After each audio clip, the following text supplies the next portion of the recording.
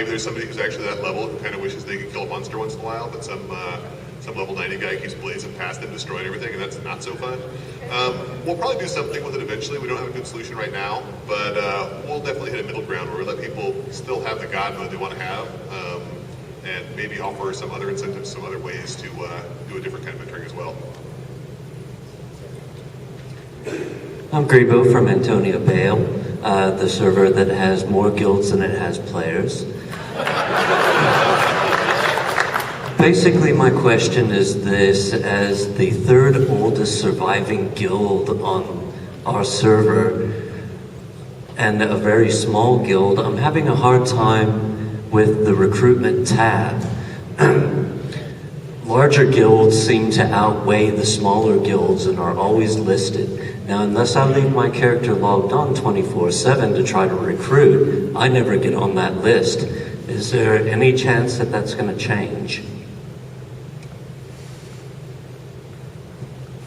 Well, we can take a look at it. The order is weighted based on a bunch of different factors, like how many members are in the guild, if there are recruiters online, various things like that. So we kind of weight them. The reason we weight them is sort of based on activity, because we want to suggest that new players, see guilds that are maybe more active, so they don't end up joining a dead guild that nobody's ever on playing. I think we look at, we also weight it based on level, so it's if the members in the guild are closer to the level of the person that's looking. So there's this big long weighting algorithm that decides how it shows up. So we could look at that. I think we already made some adjustments a year or so ago to try to make the size of the guild not weight it quite so much, but I'll make a note of that and we can take a look at it again. One of my concerns is as the game world gets larger and as people have more housing options and more guilds, a lot of cities in the overworld, especially the lower level zones, feel sort of abandoned. Is there any plan to add something that might force people or make people want to congregate in like Freeport or Nariak or someplace other than just hanging out in the guild hall all day? Yeah, we have some things like what's called out there with the city fairs to drive people there. Encourage them with something good to do. New Hollis was really popular in a lot of ways because if you didn't have a guild hall packed full of good amenities, then it had lots of stuff right in one location, and so you could get a lot of the benefits that people get. Where you drop the travel rings and the merchants and bankers right there. I think we are going to find more ways to encourage people to get back to cities. Guild halls are awesome in a lot of ways, but it also separates people up in these little microcosms where they only hang out in their guild hall with their friends and don't see all the other people that are out there. So we'll do more things to encourage it, but we're not gonna force you there. We're gonna put good stuff there that you want. Okay, that's it. I had another question. I've seen that with the Battlegrounds, you have the ability to cross servers or have people from different servers all in the same group. Is there any plan to expand that functionality to PvE, looking for group? In my opinion, it would add more functionality, especially to the lower level dungeons that people don't run as commonly. And a lot of the new players that I see coming through are forced to solo basically up until level 80, unfortunately. And I feel some sort of, large communal looking for group would get them into dungeons earlier and as an end result, allow you to have more experienced players entering the game at the upper level rather than, well, I'm a level 80, I'm in a dungeon, what do I do? The dev team's definitely a big fan of anything that lets people play with other people more easily, and that's exactly that kind of feature.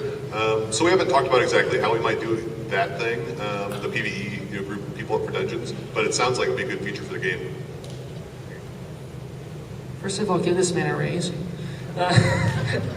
I'm Draco from the Looking to Lear server. I'm probably going to go on record as asking one of the most loaded questions in Fanfare. EverQuest 2 has always been very good about new features and constantly evolving as a game. We've seen station voice, achievements, etc. Coming in over the years and many features just like it.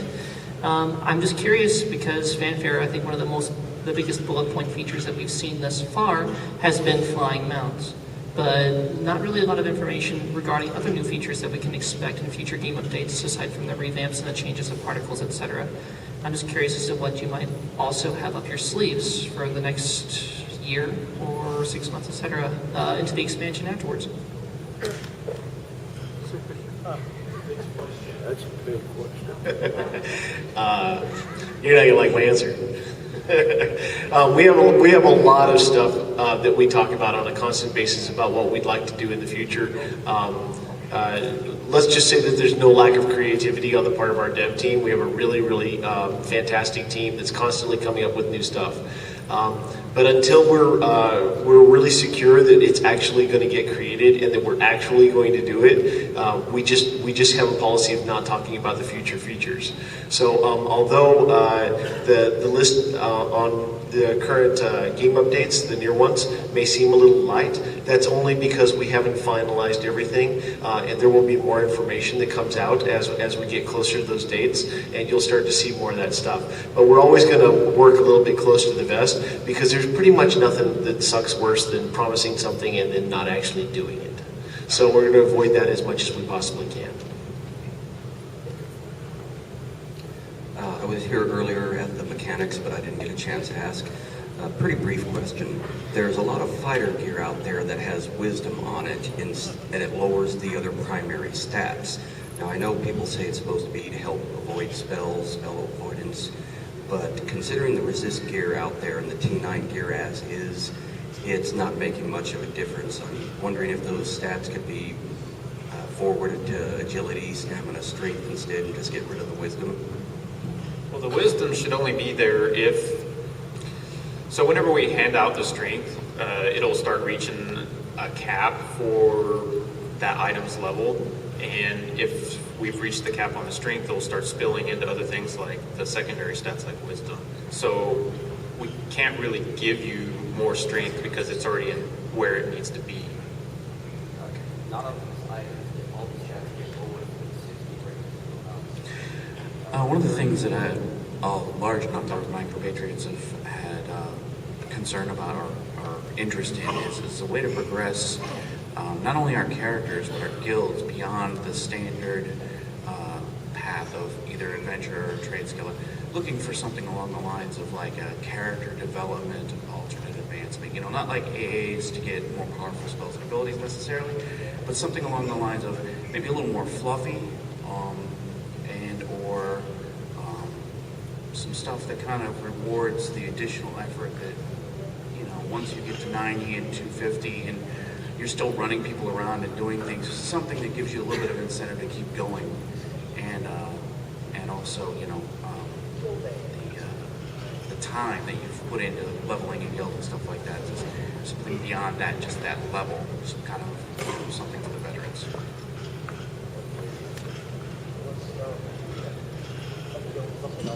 Unless I misunderstand, it almost sounds like you're describing the achievement system a little bit. I don't know if I misunderstood your question, but is that sort of... Sort of, but with a little bit of maybe like getting something for it, rather than just like, a list on a... Right, so maybe some better rewards and other types of things that you can get for completing those achievements? Yeah, there are some that, like you get a title, which is nice. But there are so many possibilities of neat things, just like little stuff that we could do, maybe like a little bit of cross-class thing, like where you could pump AA into getting disarm trap on a race class that doesn't normally get it. Or, just little stuff like that to where you can customize your character beyond the standard, formula of what you're expected to do, on its own.